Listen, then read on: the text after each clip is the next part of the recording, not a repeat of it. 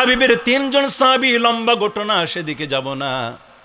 তিনজন সাহাবী রাসূল করিম সাল্লাল্লাহু আলাইহি ওয়াসাল্লামের জিহাদের রণাঙ্গনে যায় না, নবীজির কথায় সাড়া দিয়ে তারা বলেছিল আমাদের ফল ফসল নষ্ট হয়ে যাবে, ক্ষেত কামার নষ্ট হয়ে যাবে, এই জন্য আমরা যাই নাই। আল্লাহর হাবিব ওই সমস্ত ব্যক্তিদের সাথে কথা তো বলে নাই, দূরের কথা নামাজ পড়ার পরে তাদের চেহারার দিকে পর্যন্ত তাকায় নাই। একদিন নয়, দুদিন নয়, একটানা 40 দিন পর্যন্ত নবীজি ইমানদার হওয়ার পরেও তাদের চেহারার দিকে তাকায় নাই। এমনকি রাসূল বলে দিয়েছিলেন তারা যেন স্ত্রী সহবাস না করে, কারণ মুনাফিকদের জন্য আল্লাহ পাক স্ত্রী সহবাসকে পর্যন্ত নিষিদ্ধ করে দিয়েছিলেন। তাহলে যারা আল্লাহ রাসূলের বিধানকে লঙ্ঘন করবে, আদর্শকে লঙ্ঘন করে চলবে, আল্লাহর কোরআনের বিধানকে ইচ্ছে করে লঙ্ঘন করে চলবে, এরা হচ্ছে আকীদাগত মুনাফিক। শরীয়তের বিধিবিধান লঙ্ঘন করে চললে এরা হচ্ছে আকীদাগত মুনাফিক, আর আকীদাগত মুনাফিক হচ্ছে কাফের। এরা কি? আরো জন, এটা কি? কাফের। যেমন নাকি কিছুক্ষণ আগে সৌদি আরবের কথা বললাম। সৌদি আরব, এখানে অনেক মানুষ তো এমনও হয়ে গেছে, নাউজুবিল্লাহ, আমি আপনাদেরকে নাম ধরলে পরে আপনারা বুঝতে পারবেন, নাম ধরার প্রয়োজন বলে আমি মনে করি না, তাই অনেক বলে আমি সম্বোধন করছি। অনেক ব্যক্তি শেখ এমন হয়ে গেছে তারা আকীদাগত মুনাফিক হয়ে গেছে 10 বছর 20 বছর আগে থেকেই, কিন্তু মুসলমানের লেবাস দিয়ে তারা চলে। যেটা বলো নাউজুবিল্লাহ। সম্মানিত হাজিরিন, আজকে ইসরায়েল ফিলিস্তিনে মুসলমানদের উপর আঘাত করছে, তারপরে গাজাবাসীদেরকে ধ্বংস করে দিয়েছে। এরপরেও সারা বিশ্বের জমিনে এমন কিছু মুসলমান নামদারি আছে, ইমানদার নামদারি আছে, যারা ইহুদিদের ভাষায় কথা বলে, ইহুদিদের পক্ষে তারা বিভিন্ন রকমের ফতোয়া জারি করে।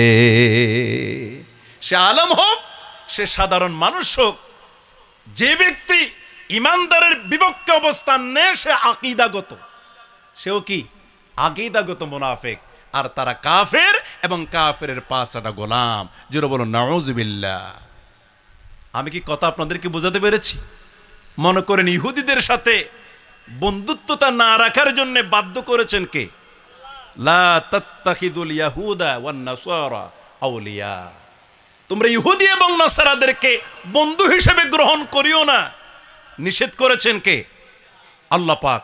তো আল্লাহ পাক যেটা নিষেধ করেছেন সেটা আমাদের জন্য মানা ফরজ নাকি নফল? ফরজ।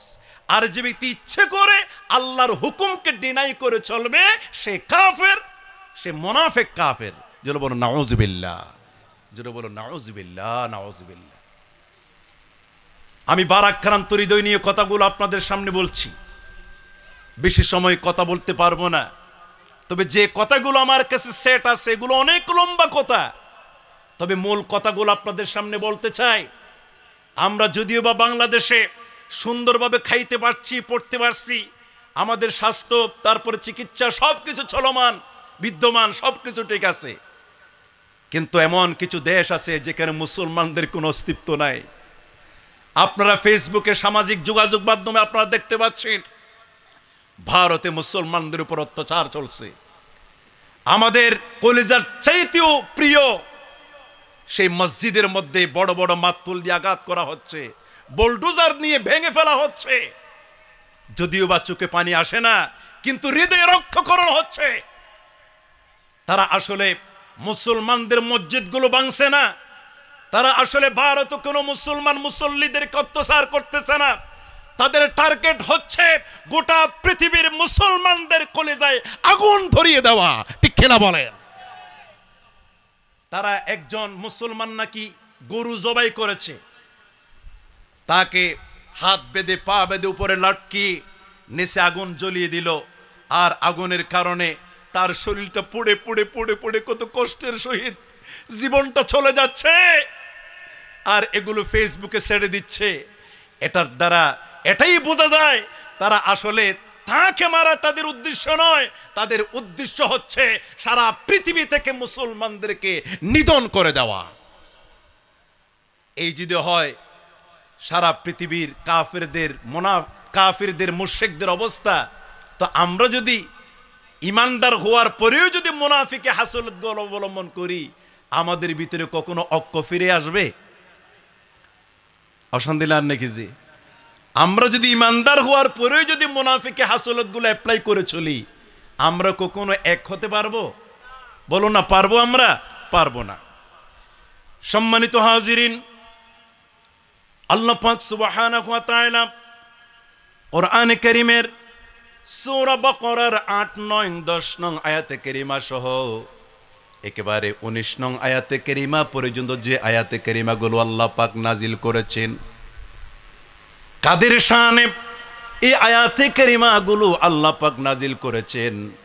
মক্কা থেকে যারা নবীজির সাথে হিজরত করে মদিনায় এসেছিলেন তাদেরকে মুহাজির বলা হয়। আর মদিনায় যারা রাসূল করিম সাল্লাল্লাহু আলাইহি ওয়াসাল্লামের উপরে ঈমান এনে মুসলমান হয়েছে, ঈমানদার হয়েছে, এদেরকে আনসার বলা হয়। আর মুনাফিকের নার্সারি মক্কা নয়, মুনাফিকের নার্সারি হচ্ছে মদিনায়। মদিনায় এমন কিছু আনসারদের মধ্য থেকে মুনাফিকের উদ্ঘাটন হয়েছে, যারা আল্লাহর হাবিব যখন নামাজ পড়তেন 12 হাতওয়ালা লম্বা পাগড়ি, লম্বা জুব্বা, লম্বা দাড়ি এগুলো পড়ে সোজা নবীজির পিছনে তারা নামাজ পড়ত।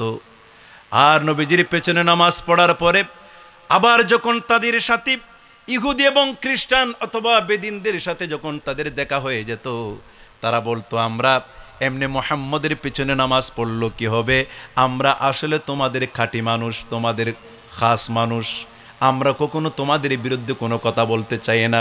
এমনি মুহাম্মদের পিছনে নামাজ পড়লে কি হবে, আসলে আমরা তোমাদের খাস মানুষ।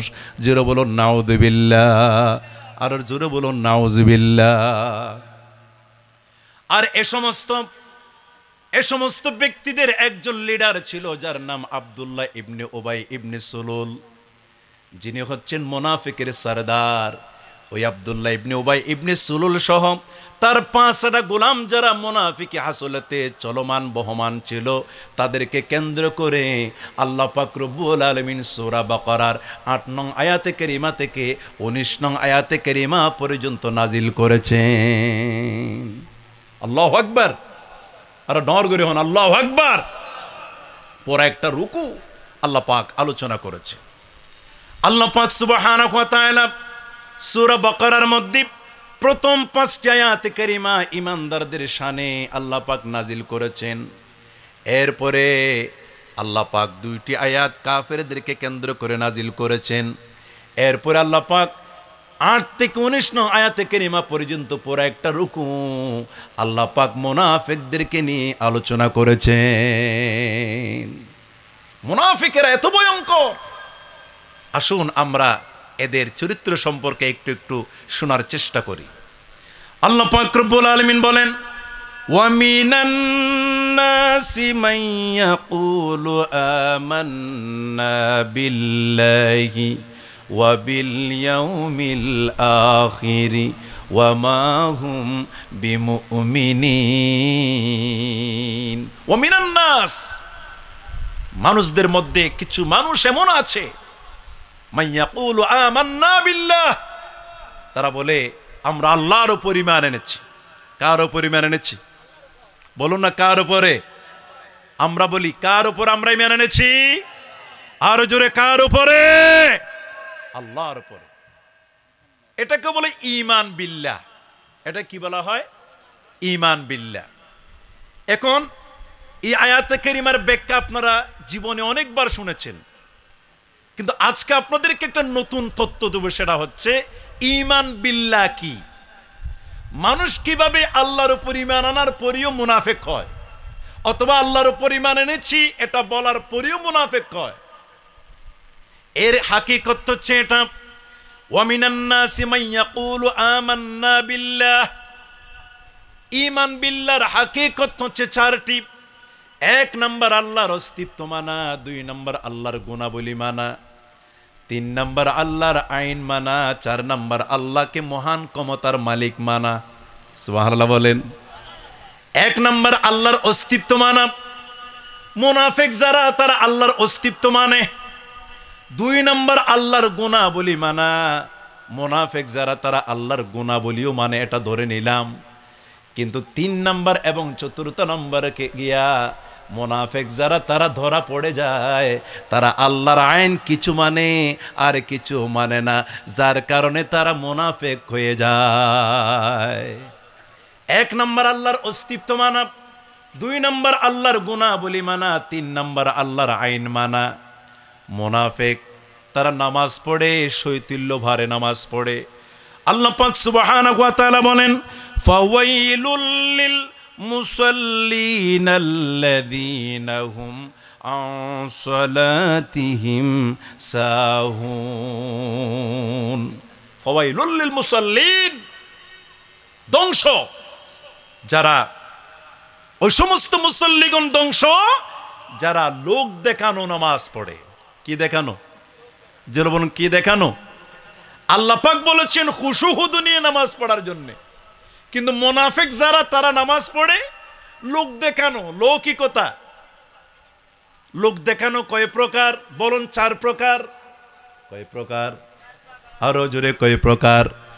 এগুলো তাফসিরে নূরুল আনোয়ার, তাফসিরে জালালাইন সহ বিভিন্ন তাফসিরের মধ্যে রয়েছে। তাফসিরে জালালাইন শরীফের মধ্যে রয়েছে। আর রিয়া হচ্ছে 4 প্রকারের রিয়া। 1 নাম্বার আর রিয়াউ বিসামত, 2 নাম্বার আর রিয়াউ বিসিয়াব, 3 নাম্বার আর রিয়াউ বিল কওল, 4র্থ নাম্বার আর রিয়াউ বিল আমাল। আর রিয়াউ বিসামত, আর রিয়াউ বিসিয়াব, কথা বলে আমাকে মানুষেরা বালা বক্তা বলুক, সুন্দর আলোচনা করে, সুন্দর কণ্ঠ দিয়ে ভালো আলোচনা করে এরকম বলুক। আল্লাহকে খুশি করার জন্য শুনে না, কথা বলে না, কিন্তু মানুষদেরকে রাজি করার জন্য কথা বলে। এটা হচ্ছে লোক দেখানো। সিয়াব, পোশাক আদি পড়ে। আমি যে পোশাক পরলাম মানুষেরা আমাকে সুন্দর বলুক, কিন্তু ইমানদার নিয়ত করবে আমি রাসূলের সুন্নাহ আদায় করার কারণে আমি জুব্বা পড়েছি, টুপি পড়েছি, রাসূলের সুন্নাহ আমি আদায় করে আমি পবিত্র মঞ্চে বসেছি। এটা হচ্ছে আমার লক্ষ্য উদ্দেশ্য। এটা হবে ইমানদারের লক্ষ্য উদ্দেশ্য যখন সে বলবে আমার কাপড়টা সবার চাইতে দামি কাপড় বলুক, আমার টুপিটা সবচেয়ে দামি টুপি বলুক, এরকম উদ্দেশ্য টাকা মানে এটা লৌকিকতা। এটা কি কথা? লৌকিকতা। আর রিয়াউ বিল কওল, কথা বলার ক্ষেত্রে লৌকিকতা। আর রিয়াউ বিল আমাল, আমল করার ক্ষেত্রে, নামাজ পড়ার ক্ষেত্রে লৌকিকতা। সপ্তাহে 5 ওয়াক্ত নামাজের দ্বারে কাছে নাই, ফজর, জোহর, আসর, মাগরিব, এশা 1 ওয়াক্ত নামাজও পড়ে না, কিন্তু জুমার নামাজ আসলে পরে মসজিদের প্রথম কাতারে সে বসে যায়। আছে না নাই? জুমার নামাজের দিন মসজিদের কাতারে বসে যায়। আমি একজন লেখকের একটা সুন্দর স্কলারের লেখা পড়েছি, সেখানে বলা হয়েছে আমাদের দেশে কিছু লোক দেখানো মুসল্লি আছে যারা শুধু জুমাবারে নামাজ পড়ে। কি বারে নামাজ পড়ে? আমরা হন মাতিবান, কি বারে নামাজ পড়ে? আরো জোরে কি বারে? এগুলো মুনাফিকের পরিচয়ের ভিতরে আছে আর কি। শুধু জুমাবারে নামাজ পড়ে। কেন পড়ে? যদি জুমাবারেও আমি মসজিদে না যাই তাহলে তো আমি মসজিদের সভাপতি আর থাকবে না। জুমাবারেও যদি আমি মসজিদে নামাজ না পড়ি তাহলে সেক্রেটারি তো আমার থাকবে না। জুমাবারেও যদি আমি মসজিদে নামাজ না পড়ি তাহলে আমাকে ক্যাশিয়ার আর রাখবে না। সভাপতি, সেক্রেটারি, ক্যাশিয়ারগিরি থাকার জন্য জুমার নামাজ পড়তে চায়। আসলে আল্লাহকে খুশি করার জন্য জুমার নামাজ পড়ে কিনা সে জানে আর আল্লাহ জানে, ঠিক কিনা? ইন অনুরাত তো অশান্তি মিকেলা নহনে। তাহলে মুনাফিক যারা তারা লোক দেখানো নামাজ পড়ে, তাদের নামাজ হচ্ছে বেটিম্যা নামাজ। তারা টাইমলি নামাজ পড়ে না। বিয়ের বাড়িতে বেড়াতে গিয়ে একজন হল দে ফাক্কা নামাজি, আর 3 জন হল দে আতিক্কা নামাজি, আর 3 জন হল দে কিজি আতিক্কা নামাজি। ইন আর এলাকা দেখ কেন আঞ্চলিক ভাষা তৈরি দিয়েছে। একজন হল দে ফাক্কা নামাজি, আর একজন হল দে আতিক্কা, আর 3 জন হল দে আতিক্কা নামাজি। আশরাফ আলী থানভী রহমতুল্লাহ আলাইহির ওকে ছোট্ট বই আছে, ওই বই তো নাই হতাগিন হইর।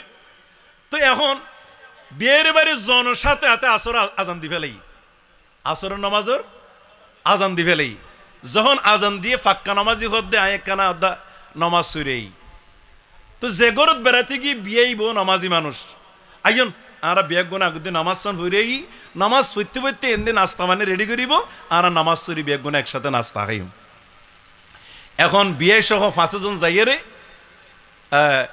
মসজিদের মাঝে আজান দিয়ে উজা হালাম বানায় ঢুকানোর পরে আসরের নামাজ রক্ত গিয়ে দেখে দি ইমাম সাহেব নাই, এটা কি নাই যে ইমাম সাহেব নাই।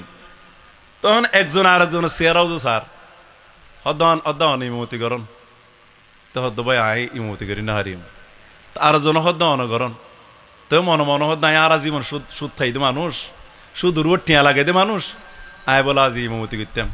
তো আর জন হদ্দে অদ্দা অনত তো দাঁড়িয়ে আছে আল্লাহ দিলে, মাথার টুপি আছে, চেয়ারা জোর তো সুন্দর, অনর দেখতেও জোর না লাই আল্লাহ জোর তো উড়ঙ্গি উঠতো না স্যার, বলা জোরে ঠেলি তুলে দিই। যখন ঠেলি তুলে দিয়ে তারপরে এখন বেচারা তো নামাজের মাসআলা মাসাইল না জানে, তারপরে নামাজ প্রথম রাকাত পরে ফেলেই আলম তারা দিয়ে পরে ফেলেই। এখন দ্বিতীয় রাকাতের মাঝে আলম তারার পরে ভরিব নাকি আগে ভরিব, লীলাবি ভরিব নাকি আর আগে ভরিব, তার তুই আন জানা নেই। কেন করছি এবার নিজামত মাঝে সিজদাত গি রুকুত গি এ তো আবার সিজদাত গি। তো এ 13 জমানার মসজিদ থন এন্দিলা ফাক্কার মসজিদ নো আসছিল। তখন তে কেন করল আই এর পরবর্তী রাখাতুন কিভাবে ভরিয়ম তার তুই জানা নাই। এ মসজিদের বেড়া সিঁড়ি কেন করছি এনে দা আরম্ভ। এখন যখন ধার গই এখন এর কয়েকজন ইমাম সাহেব হেতুনকা সিদ্ধার্থ নড়ের একজন আর একজনই কে স্যার সদুন আছে তো চাই না, কারণ যাইলে কারণ গিয়েও হয়ে ফেলাই নামাজের ভিতরে এদের নহজে কারণ গিয়েই মানে এভাবে নামাজে সাউন্ড দিলে পরে আওয়াজ করলে পরে নামাজ ফাঁসেত হয়ে যায়।